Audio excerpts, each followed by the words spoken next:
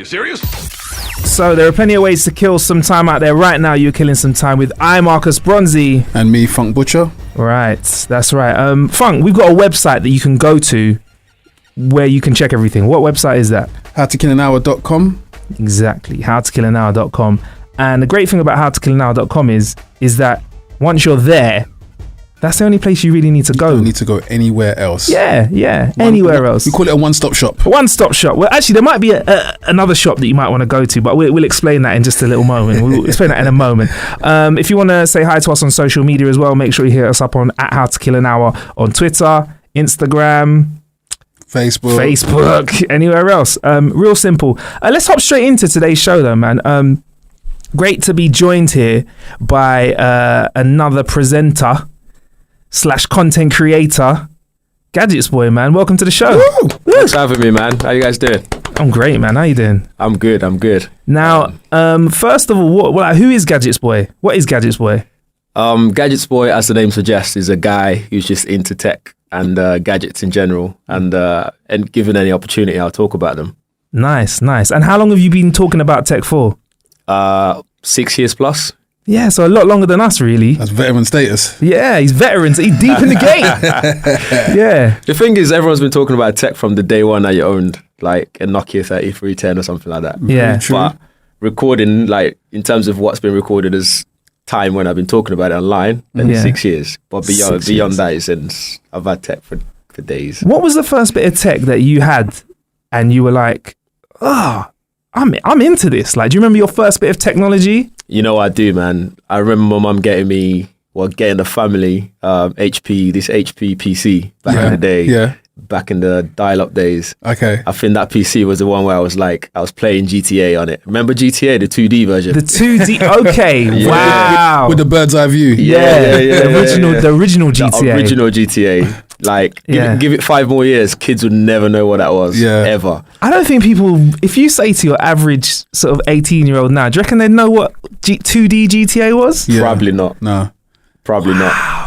And that GTA got a lot of bad publicity. Even that one was considered violent for its time. It was. The blood was like dots of red on the screen, like pixels. Could you imagine? Yeah. That was like a game that people wanted to have off the shelves, wasn't it? Mm-hmm. Yeah. Absolutely crazy, man. So that was your first bit of technology, and now it's fair to say that you were very much into technology. You got your own website, which is gadgetsboy.co.uk. Yeah, and you obviously do a lot on Twitter and Instagram as well as @GadgetsBoy, right? Everywhere @GadgetsBoy. Yeah, it's really, really cool. But one reason I really wanted to get you down on the show is we've bumped into each other a few times at tech events. I think I remember seeing you at like a drone event, DJI event. That's standout time. Yeah, DJI Spark. That's it. Yeah, I remember seeing your face, and we just caught up over social media. But you've been at one of the biggest tech meetups in the world, right? That's right, CES. Just CES. What's CES stand for? Consumer Electronics Show, but I think we should start calling it car electronic show or some sort. It's just full of cars. Some nice words there, yeah? Yeah. It's just all like futuristic concept cars and electric vehicles and what everyone envisions what the next, 5-10 years of vehicles, self-driving, all that stuff should be. But yeah. It's interesting that no one would have put those two worlds together. It seemed like the futuristic cars would have been at the car shows, and now they're kind of merged into the gadget world these days. Yeah, it's because like most of the things that are driving the cars, like the companies like Qualcomm, your Vodafone, like whoever it is, they're all there. Okay. So if they're there driving this car tech, you might as well bring your car and show off what my technology is doing. Yeah. Okay. Yeah. So while in previous years it was kind of all about all types of tech, you're saying this year you saw a lot of car stuff? Lots of cars and TVs and people talking about AI in everything. Really? Okay, talking to your fridge, talking to your TV. Really? Soon enough we're going to do away with remote controls for anything. It's just going to be voice commands and gestures. I'll talk to my fridge when it's empty. I talk to it at late night. You know when you wake up and you want a snack, I'm like, what have you got for me? What can I make? Where's the food? Where's the food? You know what's funny though about fridge and like refrigerators in general for the US guys? So they put all this tech in fridge and you can talk to your fridge, but no one's developed anything that allows the door to close automatically if you leave it open for too long. That's the number one thing that you need in your life. I got in a lot of trouble for that. When I was a kid, all the time. Defrosting the food. Exactly. That was the one thing that I always did. Why has no one developed? If it's out there already, like, excuse me, but I haven't seen one. I haven't heard about it. But Yeah. why can't it just shut the door itself behind me? Yeah. A closable fridge. Yeah. Yeah, especially when you overfill it, like the breadsticks out over the shelf. That's what always gets me. Or fizzy bottles of drink that are in the door. They never close the fridge properly. So all you need is a fridge that just has a bit more space at the front as well for fizzy drinks bottles. That's not that hard, Exactly. is it? Yeah, and just like a setting to say squash the bread if the bread's in the way. Or chop the end off. Or chop the end of the bread. Yeah. Okay, cool. Now, you're going to give us like the top bits of tech that you saw at CES in a minute, but just a bit more about CES. Like, how long has it been around for? Years. I don't know exactly how long, but it's been around for a while. This is my second one because it's in Vegas. Happens January every year, so it's a combination of high rollers and it is in Vegas. I mean, in terms of the kind of the other electronic events, where does it rank up there? I think it's the world's biggest consumer electronic show in general because you got MWC, which is all about mobile tech. Okay. And then you've got IFA in Berlin every year as well. But IFA is more your fridge, freezers. It's a bit like, to be fair, it's very similar to CES, but on a smaller scale. But it's still big in its own right. Like when you get to the location, it's huge. People, like journalists, complain because it's quite like sparse as well, like the locations and stuff to get from one end to the other. And okay, but CES has the most esteem in terms of all the companies. Yeah. Okay. Yeah, everyone comes from all over the world. Yeah, to that one. So if I was a company putting my product at CES, that's the one I iron my shirt for. Yeah. Yeah. The other one I can just go with a crease shirt.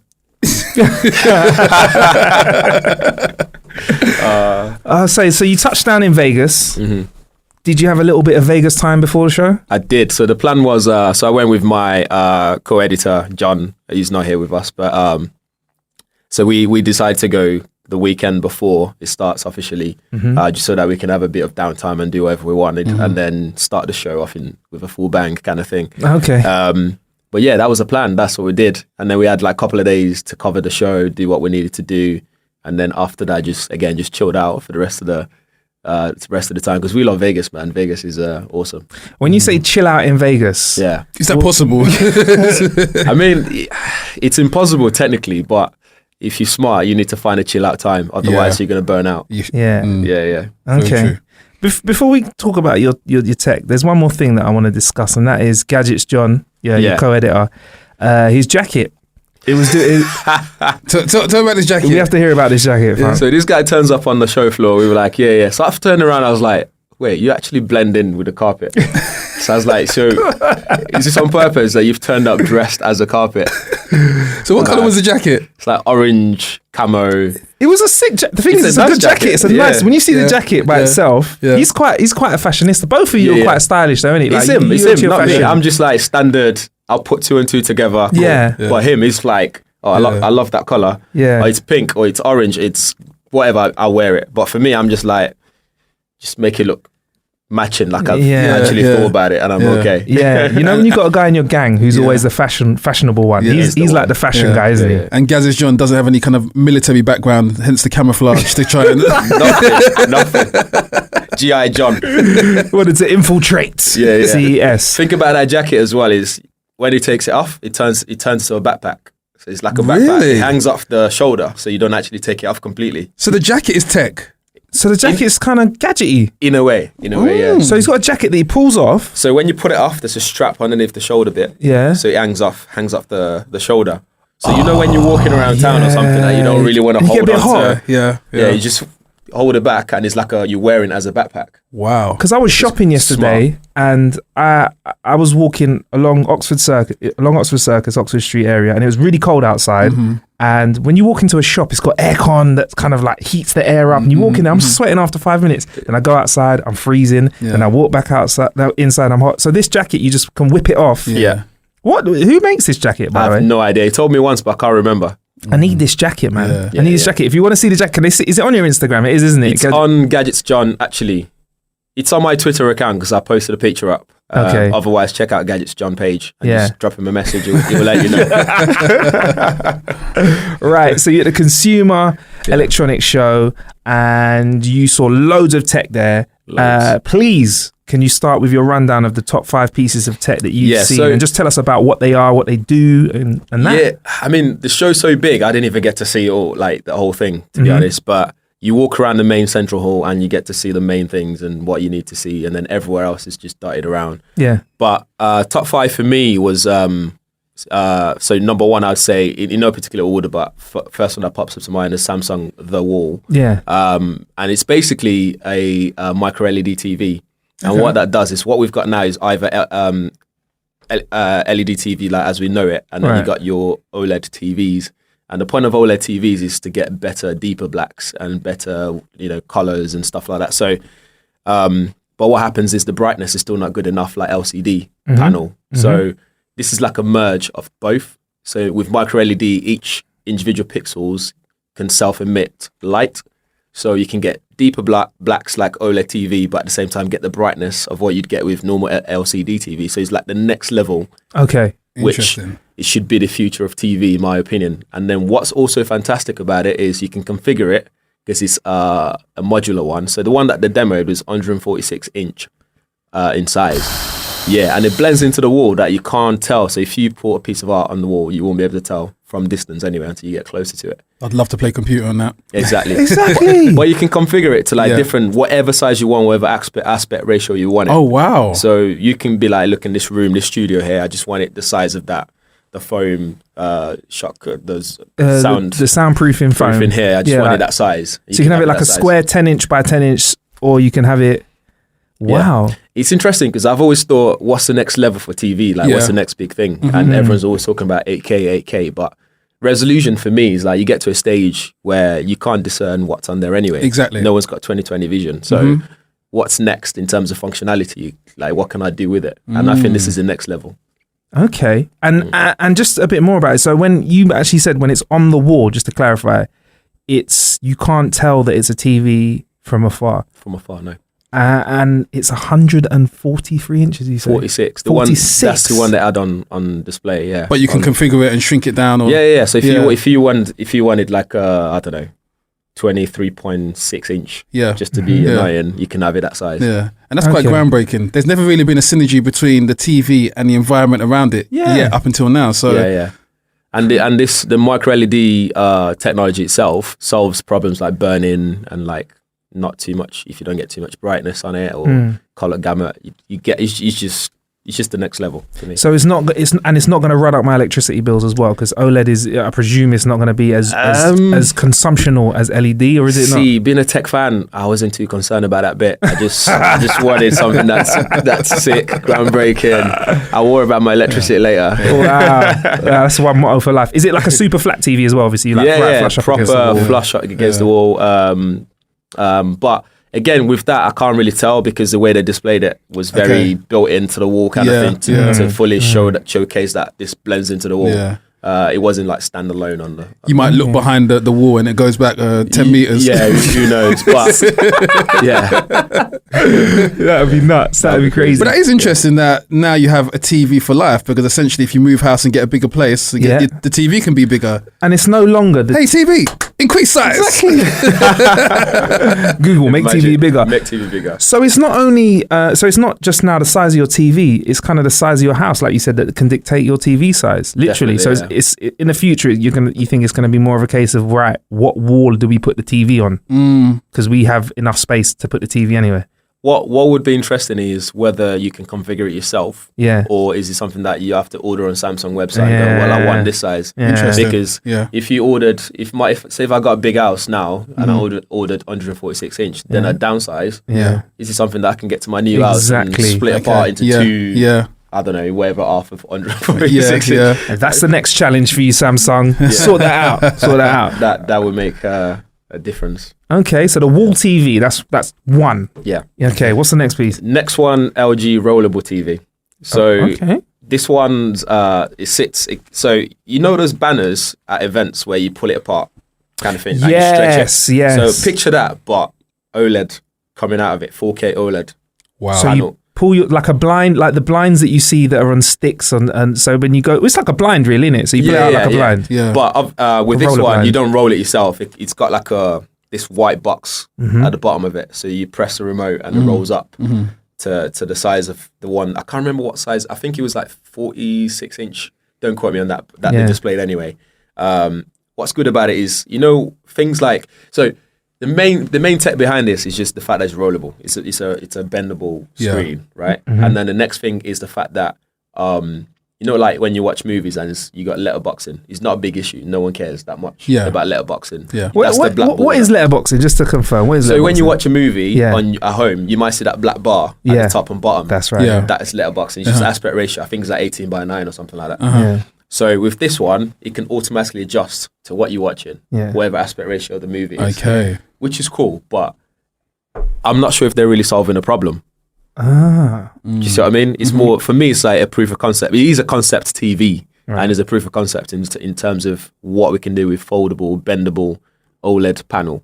So again, if people that are buying TV now, they're used to a snazzy looking, slick, TV in their living room. So for me, I'm not sure if I want that white box at the bottom of it at home. Maybe if they can make that slim as possible, maybe, so then I can have that built into the wall somehow.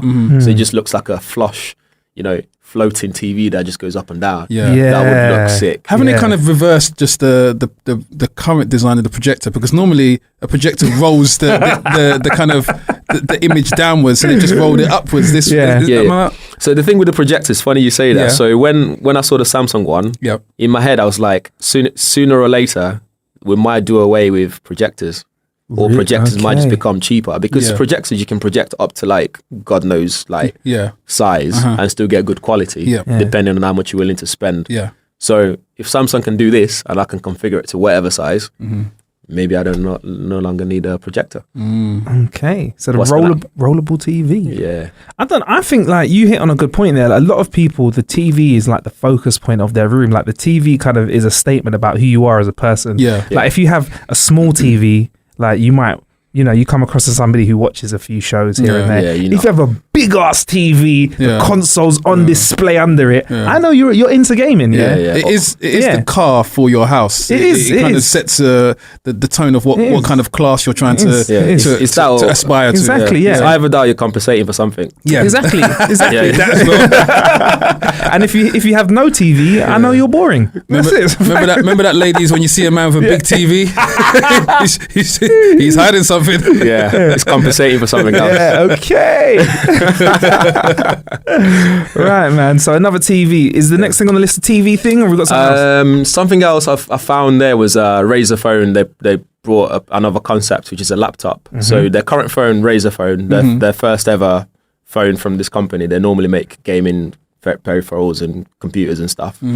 So this laptop is basically a dock for your Razer phone. So you know where the trackpad is on your laptop normally? Right, yeah. So you put it there, Yep. and it turns that into it connects that into the laptop, so it becomes a laptop. So a bigger screen for your gaming on the go. So it also charges your phone. It comes with 200 gig of storage space. Okay. It's got your usual ports, USB-C. You can connect a wireless mouse and keyboard to if you want to. So it just takes that phone to the next level, and it uses the speakers on the phone as the speakers, which are already fantastic, like the best in class speakers on the phone. That's really clever. That sounds like, to me, they've taken the concept of what Nintendo Switch has been successful this year and kind of applied it to a mobile phone, of having the mobile phone being able to be used in different environments. Yeah. Like the concept is not new, because Samsung's done that before. Okay. Huawei's done that before with their phone, but with a focus of working on the go. Yeah. Okay. Which is basically when you get to your piece, like if you got a normal monitor, you can just plug into your phone, Right. and that phone becomes your screen, so you can do whatever you can do on your phone on there. But this is more of I think this is a better implementation of it. Yeah. Because if you get your laptop, dock it in, it's not like you're carrying an extra cable or another dock kind of thing. It's just there. So it looks really neat. If you can get a picture up of it, have a look at it and see what you think. I mean, we'll pop a picture up at howtokillnow.com. But yeah, it's just a testament to how powerful mobile phones are now. That's right. So your phone is now literally powerful enough to run PC level output. Yeah. What was the laptop like when you were using it? Do they say that it's got the same sort of power as a usual laptop out there? All the power comes from the phone. Yeah. Okay. And the phone itself is mega powerful as it is. So if you were to like compare it to like a laptop that's out now, for example, where would it sit? The kind of quality? So the way you look at it, it's not a laptop. Okay. It's hybrid, right? In the sense that your phone docks into this thing, and it takes all the screen, the display, the power, and puts it on the bigger display of the laptop. Does that make sense? Yeah, it makes sense. Yeah, it makes full sense. Full sense. So it's like you wouldn't obviously expect the craziest spec, but it would work well as a laptop. Exactly. I like that, man. Yeah, it's just that if you go on a flight, for example, instead of getting the phone out and gaming on the phone, you can just dock it in, get your laptop out, and you've got a bigger screen to game. Okay. I feel like one day we will have an environment where a lot more of our content is on the cloud and accessible, and we just have to log in. And if we do have to carry around data and stuff, I reckon we will just have a block, and that generic block will be able to plug into laptops, or you could use it as a phone. And I can definitely see a future where that is what we have. We just have one device, and that device powers our life. Yeah, like I was having a conversation with John the other day about cloud phone. Yeah. And there was a version of it, funny enough, Nextbit Robin, who Razer bought to create their phone. That's what they tried to do before. But for me, that's not the perfect implementation of it. I feel like, wouldn't it be awesome if, like, every time you change your phone, you have to do this all transfer stuff? Yeah. Wouldn't it be nice if you just have to log in on a piece of hardware rather than having to like transfer stuff? So if I lose my phone tomorrow, all I need to do is walk into a store, get another phone, log in, and everything's just exactly as it was. Because my phone is constantly in the cloud. Not physically on my phone. So but for that to happen, we need a 5G. Yeah, we need 5G, and we need it to work everywhere. We don't just want posters saying that you give us 99.9% coverage everywhere. I actually want that 99.9% coverage everywhere. Yeah, that's marketing. So that's Razer's Project Linda. That's right. Why do you think it's called that name for, Linda? I have no idea. I'm actually gonna ask their guy on Twitter and see what he says. Yeah, that's quite an interesting name. Linda. Maybe that's his missus' name or something. You know what? I wouldn't be surprised. Wouldn't be surprised. Yeah, name your project my name so I know it's real. Yeah. Right, what's the next gadgets, boy? Next, so I don't forget, I've got my list in front of me. We have a phone with a fingerprint sensor built into the screen. Okay. So at the moment, the problem is people are trying to stretch the display to be as big as possible. So like your Samsung Galaxy Note 8 or like Samsung Galaxy S8 Plus, LG's phone, etc. So what they're all doing is putting the fingerprint Touch ID stuff on the back. For example, iPhone as well, and the Google iPhone Pixel 10, as well. Google Pixel, iPhone's using Face ID. Yeah. But this company called Vivo, so this smartphone, you just use your phone as normal, but on the LCD, it can only work with OLED display right now. Because how it works is basically it projects the light through the OLED panel. Each individual pixel projects out to read your fingerprint. Wow. So that's actually embedded into the display. Okay. And that's something that I would have thought Samsung figured out already, but it's coming from a company that maybe people in America don't know about them, because Vivo, they've been around for a bit. Interesting. But the phone looks slick as well, to be fair to them. Okay, and what's the application of this beyond the phone, sort of having OLED screens that you can use fingerprint? What, the fingerprint itself? Or the fingerprint function. Yeah, just using OLED for fingerprint in this way. So using OLED, it allowed them to be able to use that technology. So there's like a little mechanism behind it that allows that to work, like a little motherboard looking thing. I can't describe it, but if you Google it, you will see the picture. So having that behind the screen just means that now I can stretch my screen as much as I want without having to worry about where do I put the fingerprint sensor. Okay. And on the back can just be the camera as it used to be, camera and flash. Yeah. I know a lot of guys out there that wouldn't be up for that, you know. All the cheaters out there. Because I know that just having a fingerprint sensor on their phone was scary enough, you know, going to sleep and having their fingerprints pushed onto their phone and someone go through their WhatsApp. If the whole screen. No rest for the wicked, man. Yeah, man. People got to be on their toes. Guys have got to be sleeping with gloves on. All the time. So just to clarify, the phone can be locked by pressing anywhere on the screen? No, just one spot. So where you'd normally have, imagine your iPhone 8 still got fingerprint sensor, right? Yep. Yeah, so where that fingerprint sensor is, instead of having it so you can see it, that will be screen. Okay. Yeah. I thought it was the whole screen. Oh, no.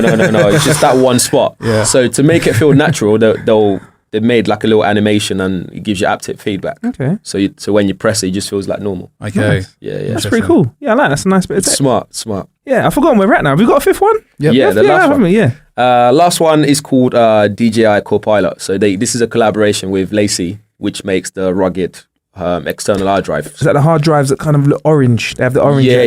So it's quite around them. popular Yeah. with creators, for example. So the problem that this solves, which I absolutely love, I need to get one as soon as it's out. It's basically, when you're out and about, you taking photos or you're flying your drone or whatever, and you run out of memory space on your memory card, you need to get your laptop out and then transfer files, plug in hard drives, etc. So this solves that problem. So using this thing, you just plug in your SD card into it, it copies everything that's on it, and then you can format it empty and carry on without laptops. That's Oh, a good. yes. Okay. Now I'm built in. sold. Yeah, it's called something called bus system, which I can't remember what bus means on top of my head right now. But with that system, it means that the computer's built into the hard drive itself to be able to do the copy of data. And it's got USB ports. It's a battery pack as well, so you can use to charge your phone. Amazing. And it's USB direct as well. So if you want to plug it directly into your camera, if it's compatible, you can transfer everything that's on your camera directly to it. Then you can just format your memory card and carry on shooting. So you never have to. It's 2 terabytes as well, and that's a whole lot. So you don't have to worry about running out of memory when you're on the go. So literally, from when this hits the market, you can actually leave your laptop at home now. Basically, or if it's still in your backpack, just leave it there. It just means you don't have to do the whole process of getting your laptop out. Except you just get this hard drive out, which is like twice the size of Note 8. And it's a bit chunky, but it's water resistant. It's rugged, just like any Lacey hard drive product. Boom, ready to go. That is great for workflow. So you, for example, could go to another event like CES, have your camera out, shoot, film. Our memory card's full. Boom, boom, boom, and you could have it in your sort of bag that's at your side, ready to go. Is it heavy? Is it quite light? It's got a bit of weight to it, but I mean that's a minor compromise. Yeah. Do you know what I mean? So instead of having to spend like 128 gig SD card costs like a lot of money. I don't know, but I know it's more than £100 to buy. Rather than buy that, I can just buy myself a 64 gig memory card. That's enough, and buy myself one of these Lacey Copilot. Done. Yeah. Because every time I run out of space, I just transfer it over. That's a really good part of workflow. That's going to work well for people that are shooting film. That's going to work great for like professional photographers that are on the go, taking loads of really high res photos. That is such a good idea. It's amazing. I can't believe it took so long for them to just get together and do it. They showed it to us, and we were just there like, why didn't this exist? Why is it only just coming to market now? And I think Lacey would have to be the company behind that, because if you are putting a computer into a hard drive, the one thing you want to make sure is that the computer doesn't fail on you. So that on the marketplace, in terms of companies like Western Digital and other companies, they don't really have a hard drive which has that kind of protection. Lacey, I feel like was the best fit for that kind of product anyway. For Lacey and DJI, because DJI products are all about adventure, it's all about getting out there. So for me, it would have been Lacey with DJI or GoPro. It would have been either of those two making it work. Definitely.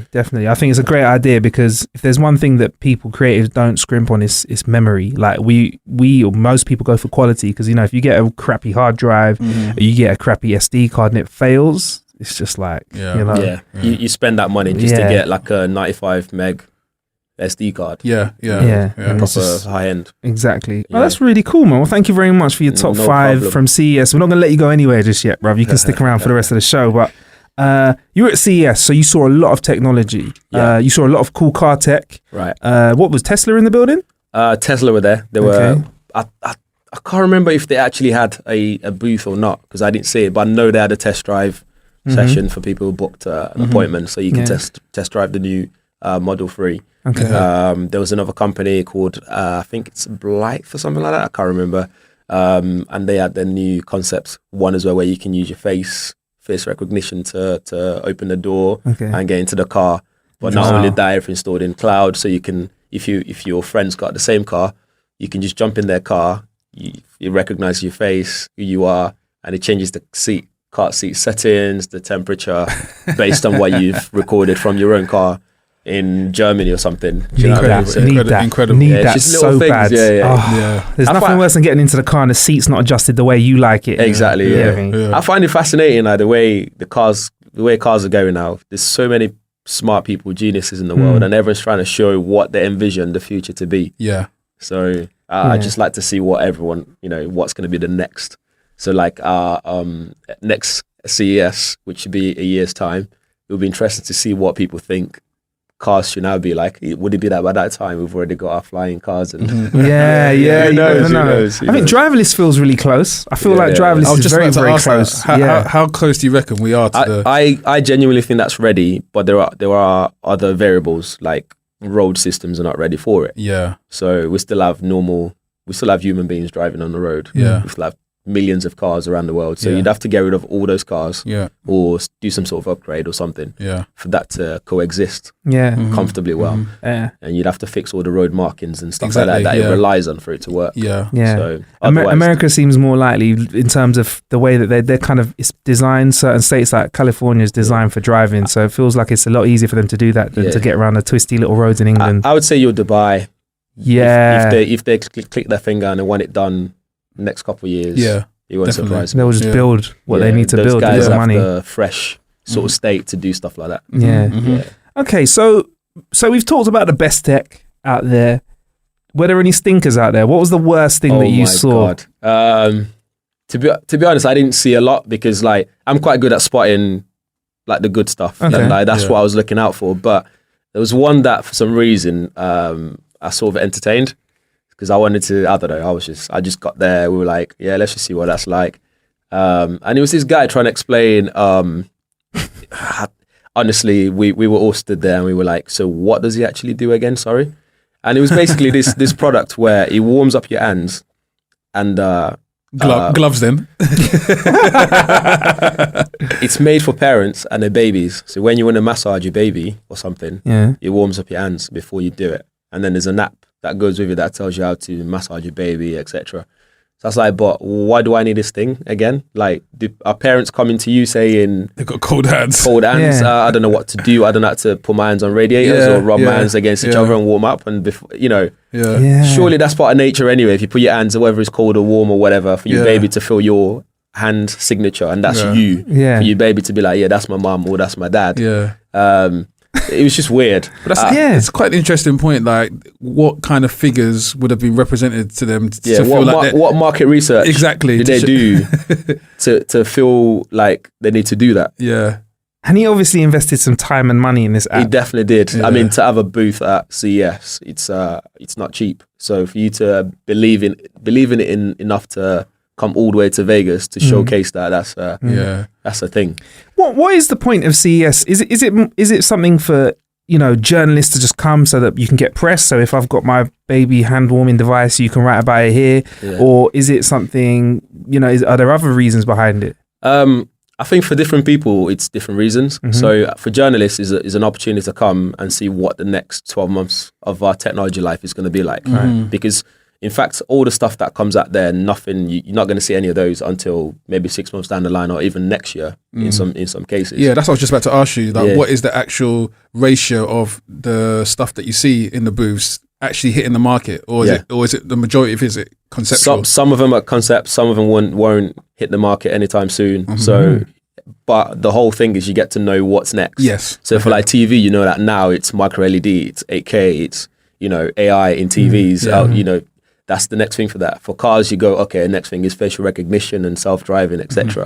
And then for like home entertainment, it's all about connectivity, being able to connect your TV to your fridge to your door alarm and stuff like that, which Samsung did very well, actually. It was proper cool. Really? How that work? Yeah. So they demoed this thing where like your phone, so your Samsung ecosystem, your fridge, your TV, your phone, your doorbell, are all kind of connected. So imagine you're watching a football match, Arsenal v something, and then Can we just use a different team? Let's use a different team, for example. So you're watching Liverpool, Barca or something. You were playing good football, and you ordered pizza from your phone, and the guy rings the doorbell.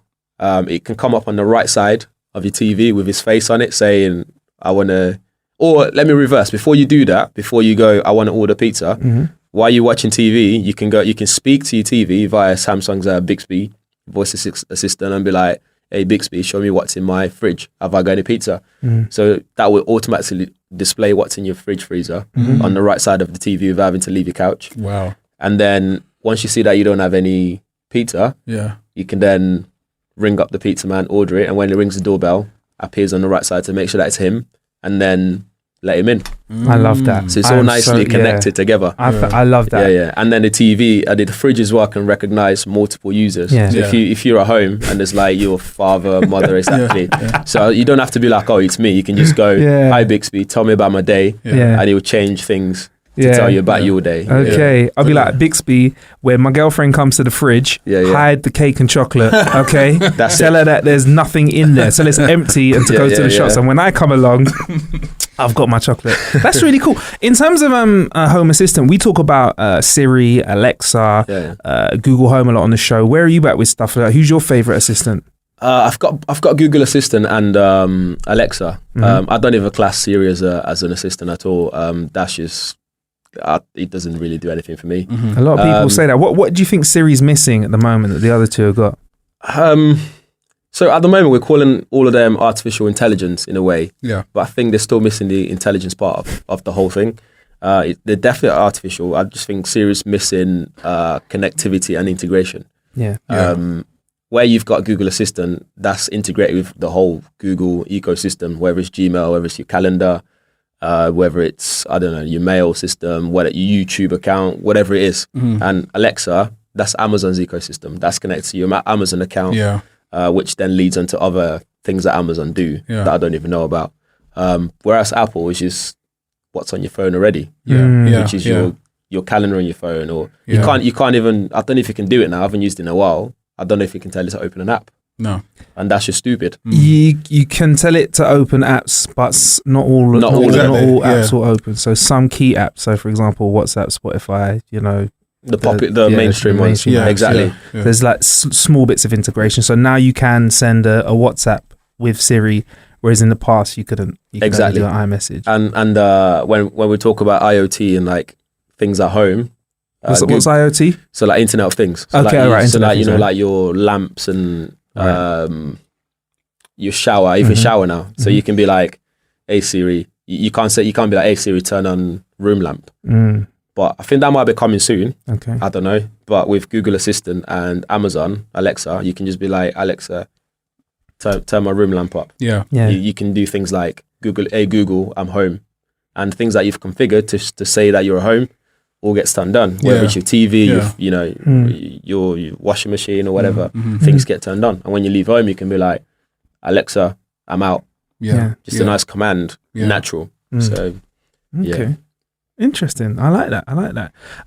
So with regards to you over the next few months, are there other key events that you're going to be at and covering? So MWC, which is Mobile World Congress, that's the world's largest mobile tech. So that's where, again, we get to see what's coming up in the next...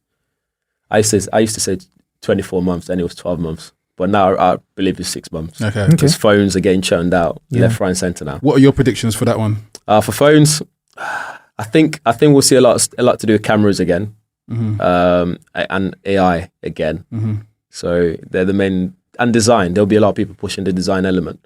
Do you think that the mobile tech world has kind of hit a brick wall? It's kind of stale. Yeah, it's kind of stale at the moment. I don't think anyone's doing anything really groundbreaking. It's just making. So like my favorite phone, megapixels. It's not even that anymore. It's not even megapixels anymore. It's low light photography now. It's making sure that dynamic range is the best that it can be. In any situation, which is why the Pixel XL, Pixel 2X, Pixel 2, and the Pixel 2 XL and the Samsung phones like excel very well because they just hit the nail on the head with those things. But they're doing it so well that it makes you think, what can you possibly do next now? Exactly. So, and the leaks on this new Samsung phone, S9, so far, I looked at it, I was like, well, why should I upgrade? Yeah. Because obviously you do get to a point where you can't push beyond the limitations of the human eye anyway, so we won't be able to distinguish how great Exactly. Yeah. And phones are getting so good now that even your OnePlus phone, for example, they're cheap to buy, but they're groundbreaking. They're doing great things. Yeah. And for the half, like 400, I think the new OnePlus 5T is like less than £500. So you can buy one of those literally for the cost of an iPhone. You could travel to the US, pick up a OnePlus 5T and come back home. It's crazy, right? So I think anyway, I think this year we'll probably see more to do with cameras and design and I don't know, we'll see how it goes. What are your thoughts about the physical design of phones? Because that's another brick wall, because you kind of have a panel now which they can configure any way they want with software. So do you think that's something that's going to stay constant then? See, the thing with design and this all like infinity display and, you know, like hardly any button on the phone anymore, I think that's just gimmick in a way. Because for me, it can be annoying. As nice as it look aesthetically, but sometimes I'm touching things on the side without realizing. I plug my phone into a DJI remote and the thing's so tight on it, I can't reach the corners because there's no bezel now to stop that from happening. Right. So like, it looks nice, don't get me wrong, but they're not really solving any problem. So it's just another way to make them go, oh, this looks really nice, we're going to charge you £400 more. Okay. Like the iPhone 10 doesn't do anything special that the iPhone 8 and 8 Plus doesn't do. So you can do the poop emoji. That's it's a lot of money. It's a lot of money for that. The talking poop emoji. You ask anyone who's got the iPhone 10, when's the last time they actually used it from? I gotta be honest with you, I used it for about 10 minutes and it was fun for 10 minutes and I've not used it since. Done. No, not used it since. I used mine to demo it and that was it. Will wearables be featuring at this mobile event? Yes, definitely, Okay. Wearables, they're in the market of their own in the sense that they can appear at CES, they can appear at MWC or IFA. So, but we'll see wearables, like, what's next for wearables? Yeah. Because I saw an advert the other day for a Michael Kors where I was thinking, okay, they're trying to push it out there to get these billionaires talking like Michael Knight on their wrist. It's I'm not a big fan of wearables in general, just because they're not really solving any problems for me. So they're nice. It's cool to have, like your Apple Watch and Gear S3 and stuff. It's nice to have, but is it really solving any problem for me? No. I'm kind of. I was very skeptical, and I'm wearing a wearable now, but until I actually tried it out, I was very skeptical. Lucy Hedges, who actually comes down on the show, I know she's a friend of yours, the tech editor of the Metro. She's a big fan of wearables. She loves wearables. And she likes big bezel watches. She really likes big pronounced watches. That's right. I do agree that some of the information you get, like the health and fitness stuff, is quite cool. It's nice, but if you don't have it, it's not like your phone doesn't do the same sorts of things. All right, you might get a more accurate heart rate monitor or a sleep monitor, but unless you specifically need it, your phone can do everything else better. So I think if a wearable, I know, correct me if you feel different, but like I feel like once wearables can do everything that your phone can do it a bit better, then I'll be like, because I don't have to take it out of my pocket. It's on my wrist, for example, or I'm wearing it somewhere else. Plus, you have to think about human interaction. Like the way we interact with our phones is not to look at our wrists at any point. It's not to do that or like speak to the wrist or like, you know, sit there on a tiny little screen to try and do stuff. So that is a massive barrier.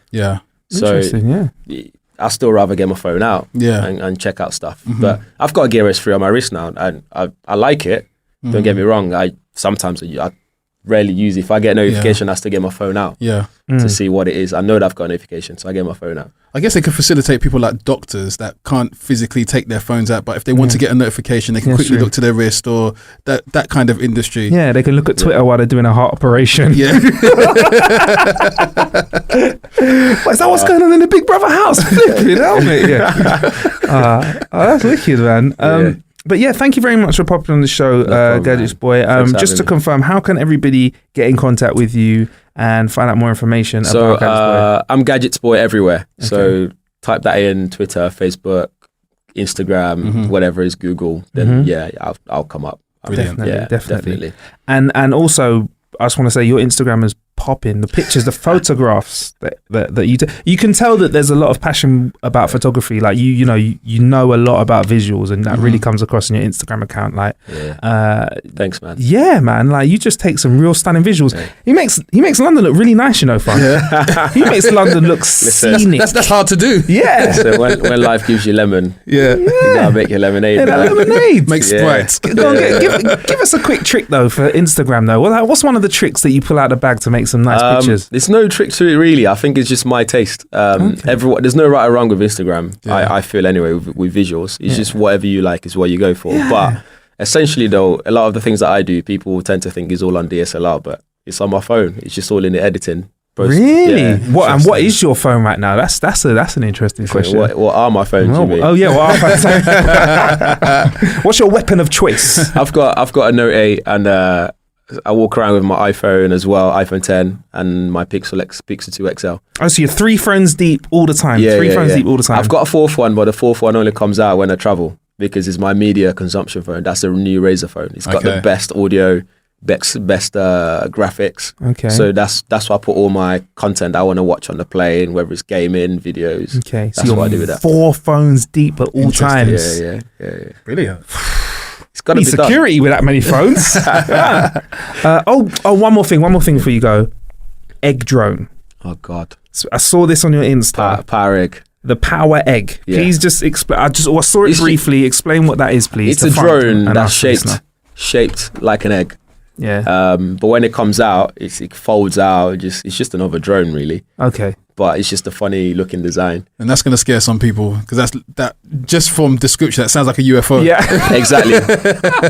I swear, if you put that in front of someone's house and then you control it remotely, when it folds out and everything, It folds out, so it's like an egg's there, and it goes. And then the leg comes out, and the camera comes out at the bottom of it, and stuff like that. It's interesting. You could have a bit of fun with some dry ice and like a crater in the garden. Yeah, you definitely need to keep that away from the elderly. Yeah. Make it blend when it snows. Just make it blend in with the snow, and then just make it come out. Yeah. That's sick, man. I forgot to mention actually. So at CES, the lights went off. There was a power cut. Yeah, there was a power cut. Imagine a tech show. And there was no electricity. Wow. What happened? For a couple of hours, and then they had to put the generators on. And because Vegas hasn't seen rain for about, I think they said 118 days. Yeah. So it actually rained for one day. That's like and that caused a bit of a chaos. That's like a food expo running out of cutlery. Yeah. That's a good comparison.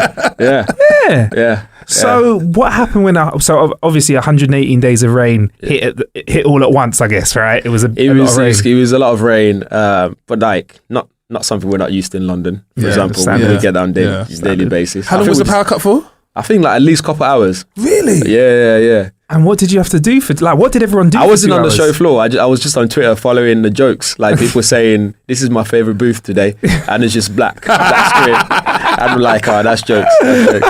Just walking into the Tesla concept cars. Yeah. Sorry.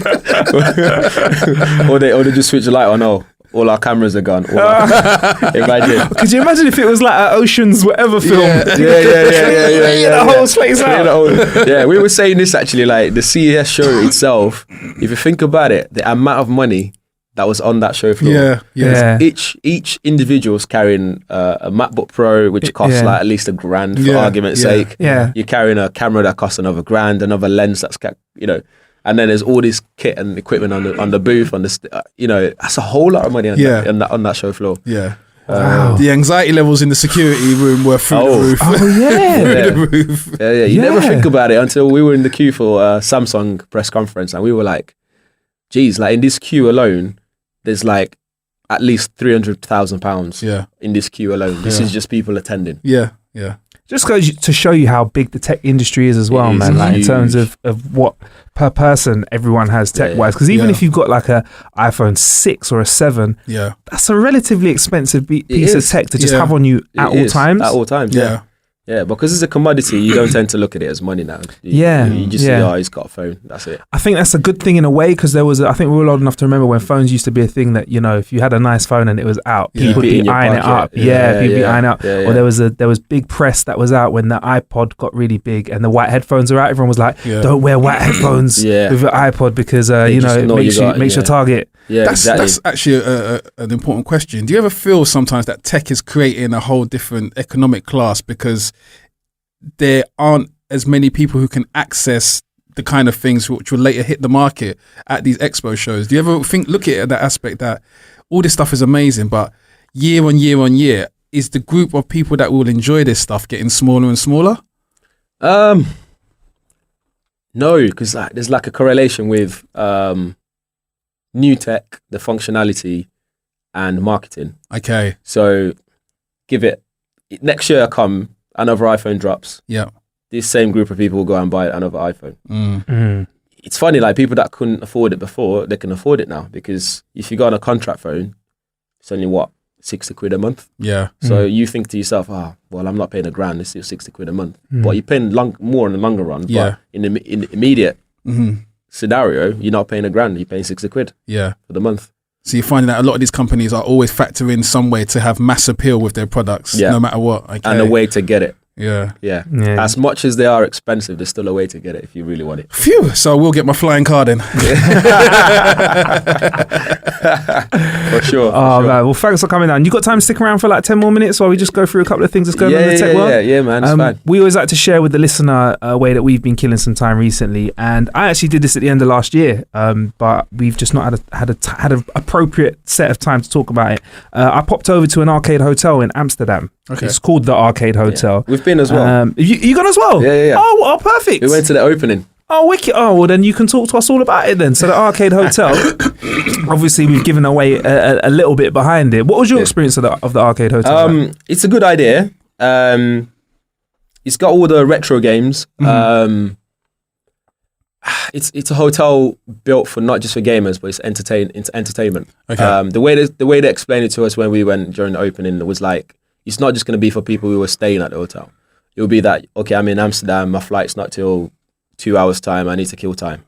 Especially like for you guys, I had to kill So you can go in there for like half an hour, just a game in the reception area. Okay. And then catch a flight and go. It's just located in Amsterdam Central. It's quite central enough. Yeah. It's not far from the airport. Okay. It's not far from the main attractions and stuff. Okay. So it's a nice location. Yeah. It's actually, the hotel used to be another hotel before that. Yeah. So people still get lost sometimes, but I think it'll update over time. Okay. But it's a nice hotel. It's also got like comic books and stuff. There's a lot of nostalgia. So if you're, I was just about to say that. if you're like a old school gamer and you love your comic books and stuff like that, you can go there and just be like in the zone because they've got some proper. I don't even know how that guy got hold of some of the stuff in there. It's like, in a way, it's like one part of it is, you'd almost say it's like a museum for gaming. Yeah. But the difference between a museum and the way they've got it set up there is they literally encourage you to pick up and play. So you walk in there, there's like a NES there. Like it's something that if it was at someone's house and there were an Atari in there, right. SNES, and if you're at someone's house and they own one of those, they might let you have a little play.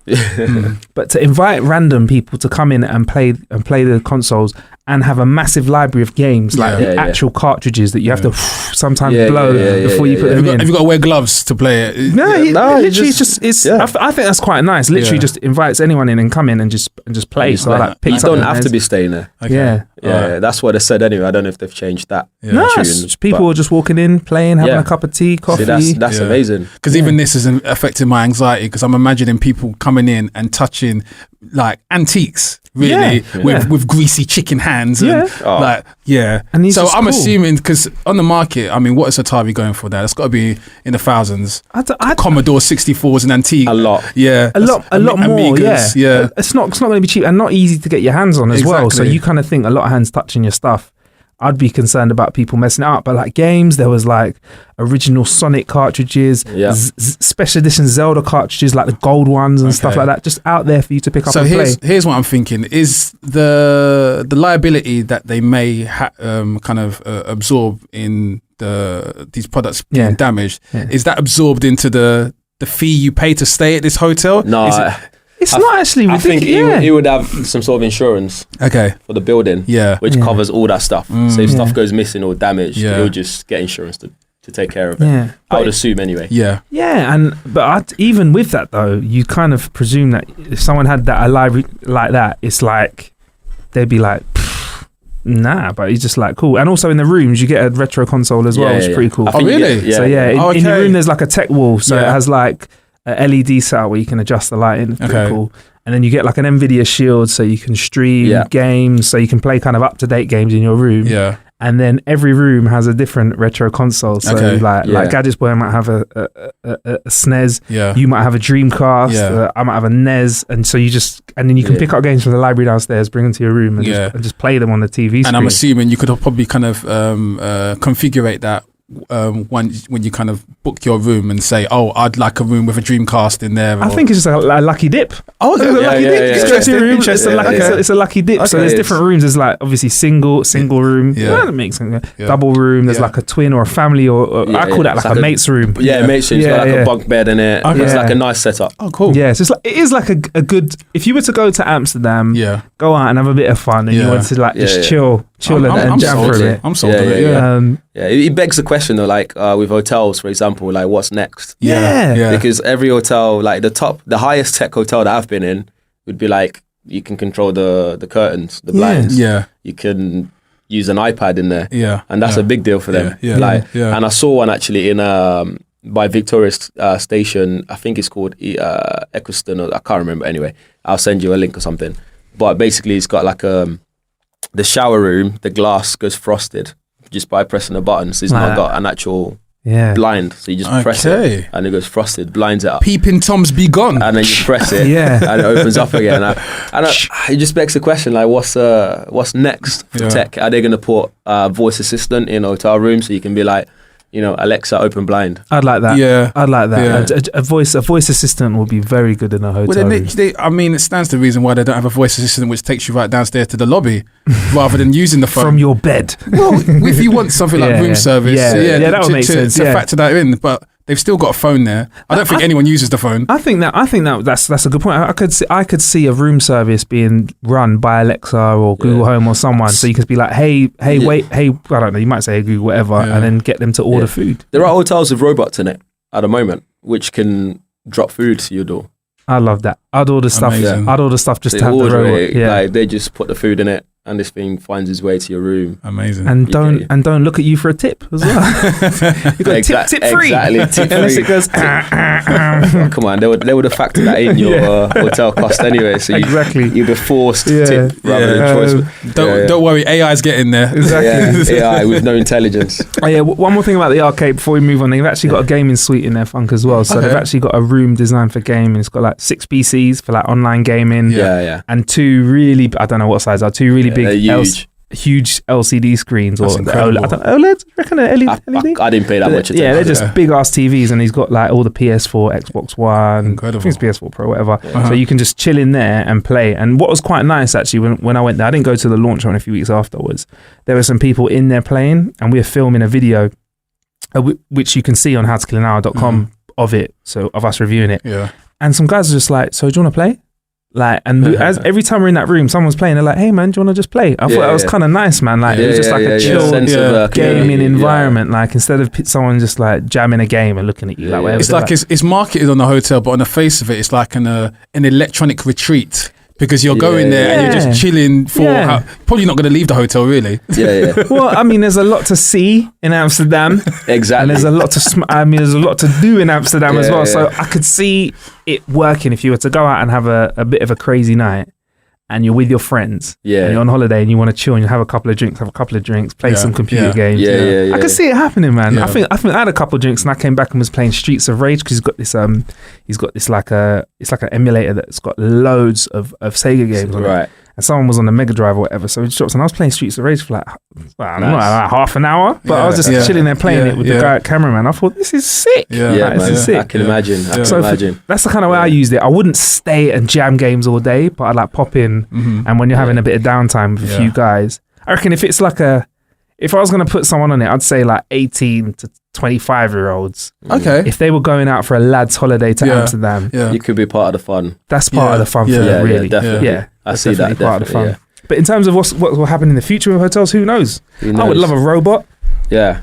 A robot concierge service, taking you all over the place. One more thing before we get out of here. Google have had to call the sheriffs. For what? Google's had basically something's afoot at Google HQ. I know we're all used to things being super squeaky clean at Google. And you know, it's a place that everyone, when you hear Google and people that work at Google, you think of them coming in, having free apples in the morning for breakfast. Yeah. You know, having a great community spirit. You also know, you know, there's a lot of bikes on campus. In case you haven't seen it, there's a lot of people riding bikes. It's eco-friendly. There's actually 1,100 bikes called G bikes, and an estimated 250 are being stolen each week. Wow. From Google. Souvenir. So people are taking it. People want G souvenirs. And these Google bikes are intended to help people get around. Yeah. But losing 250 of them a week isn't very good. Get around on site or? Yeah, because the Google campus is so big. Okay. So that's why they've had to call the sheriff. This is why they've had to call the sheriffs. Okay. A little bit of background though. They actually created a 5 million grant to help more cities become more bike conscious and help the environment. And for Google, I feel a little bit sorry for them because these bikes cost $300 each. Apparently, listen. It's quite cheap. When I was growing up, when you lose a piece of whatever your mum's bought you, your mum just don't replace it. Exactly. So that's you gone. Yeah. I don't know why they keep replacing it. Yeah. Like if it keeps going missing, let the employees walk. Yeah. Do you think they should just have a meeting and say, listen, guys, I've told you once, like I'm not going to tell you again. That's it. You keep nicking these bikes. Just don't replace it. Yeah. And furthermore, no free lunches. Is this like the Google? No free lunch. Is this the Google company car? This kind of bike? Is this what? Yeah, man. Yeah. It's definitely that because Google because they've got enough money to be very conscious, haven't they? Let's be honest. They can afford it. Or just give each individual their own bikes. Yeah. So that's a good idea, if you lose your own bike they're techie company, right? Yeah. Swipe your card to open the bike or whatever to like unlock it from a dock. Yeah. So they know that it's yours. It's your responsibility. So why is it free for all? I do like the idea of just dropping my bike off somewhere, another part of campus, and chilling for a bit and picking up another one. But if people are nicking them, that's not good. That's a good solution. You know what? I agree. That's a great solution. They can even have a system where you can swap. So like, if I get to the destination, I want to leave my bike there. Yeah. If I give you access, so I get to that bike and I go, actually, this is free. Yeah. You can tap it. Yeah. It comes up on my phone and I go, your Uber rating, like Uber rating is good. Yeah, you can borrow my bike. Okay. Drop it to the next location. All right. And same as me, we're kind of like into swap, but each and every time I know who's got my bike. Yeah. That's a very good idea, but unfortunately, Google haven't done that. They've decided to employ a team of 30 freelancers to help get the bikes back. God, Yeah. Google, if you're listening, my rates is not as expensive. I will come in and solve this problem. Get yourself a Gadgets Boy bounty hunter. I Bounty hunter. can see him turn it up. Yeah, it'll be Gadgets Boy and Gadgets John. Gadgets John will have his jacket. He doesn't ever have to take off. Nice and visible. Visible. But underneath it, have an assortment of tools. There you go. Yeah, that's it, man. That's been great having you on the show today, Gadgets Boy, man. Like we need to bring you back along here at some point in the future, if that's all right with you, man. I'd Get love me? to, man. Come and give us another like Gadget Boy's top 5. I like it, man. Yeah. Once again, if people want to get in contact with you, where can they find you? Gadgets Boy everywhere. Gadgets Boy everywhere. Everywhere. I'm Marcus Bronzy everywhere. How about you, Funk Butcher? I'm Funk Butcher. Some places, not everywhere. Depends who's asking. Exactly. And we are How to Kill an Hour everywhere as well. There's plenty of ways to kill some time out there. Thank you for killing some time with us. Peace.